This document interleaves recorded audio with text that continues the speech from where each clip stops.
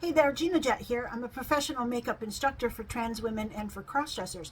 And one thing that I tell all of my students when they come to me is that the importance of practice. Obviously, just like getting good at anything else, math or a language or an instrument or anything that you want to be good at, you have to practice.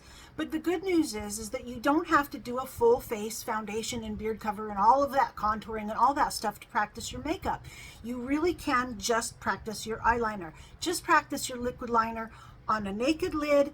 Get a baby wipe, wipe it off, and do it again, and just keep doing it until you're good at it. Make sure you have lots of baby wipes. Same with your lip liner, same with everything. Just do one little bit at a time, and don't make it stressful. Just literally just do your one piece at a time, and then when you are ready to do your whole full face, one thing at a time, you'll have all that confidence to do it all together. So just remember, practice in pieces.